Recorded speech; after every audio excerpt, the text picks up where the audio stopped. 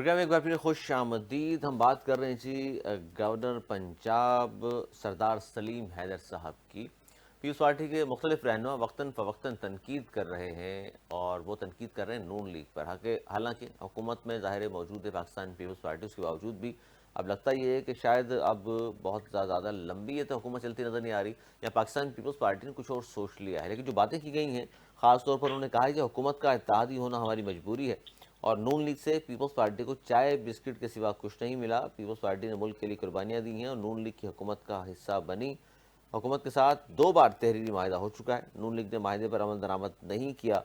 कौम महंगाई के बोझ में पिस रही है और इसी तरह उन्होंने कहा कि जी कंट्रोल करने में ये हुकूमत नाकाम है। इसी पर हम बात कर रहे हैं। हमारे साथ मौजूद हैं सीनियर रहनुमा है नून लीग की सोबिया शाहिद साहिबा। बहुत शुक्रिया आपने वक्त दिया। क्या कहेंगी कि गवर्नर पंजाब भी बरस पड़े आपकी हुकूमत पर अपोजिशन के बाद, अब आपके अपने इत्तेहादी भी नाराज नजर आते हैं? थैंक यू जी। बात दरअसल ये है कि अगर लास्ट टाइम पीडीएम की हुकूमत बनी थी तो जो मशावरत थी वो जरदारी साहब की थी। जरदारी साहब बैठ गए हैं और शहबाज शरीफ साहब से मिले और बताया कि मुल्क को बचाना है।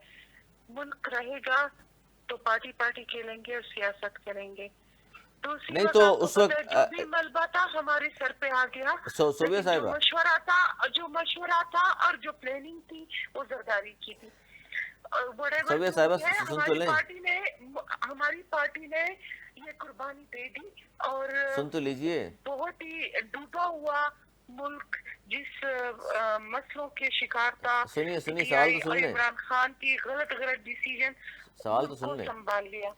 और अगली सोबिया जो साहिबा, हुकूमत भी है, जी जी, मैं ये कह रहा हूँ कि आपने ने कहा कि जी मुल्क बचाना था, उस वक्त मुल्क को खुदा न खास्ता क्या ऐसा होने वाला था। जीडीपी 6.1 थी, अब 0.5 पे आप ले आए हैं। डॉलर 178 रुपये का था, अब 300 के लगभग है।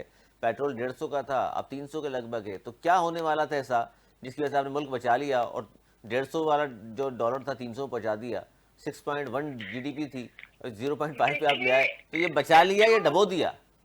नहीं जो उस वक्त आईएमएफ वाले लोन दे ही नहीं रहे थे।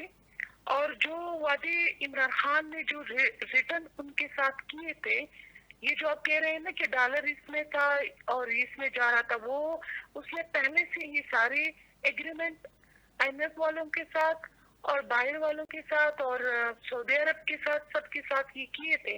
और उसको वो निभा नहीं रहा था, जिस तरह यूटर्न ले रहा था और झूठ पे झूठ बोल रहा था। अपने मुल्क में तो वो लोगों के साथ और अवाम के साथ कर रहा था, लेकिन ये इंटरनेशनली और इस अंदाज से वो बाहर में कर रहा था। और अपनी जिस तरह उसने साइबर लहराया और नहीं लहराया, मुकर हो गया। जिस तरह उससे 35 पंचर हैं, वो तो ऐसी सियासी बात है। तो वही काम उसने मुल्क के साथ दूसरे बड़े बड़े फोरम पे वो कर रहा था, जिसकी वजह से मुल्क को हर चीज उसकी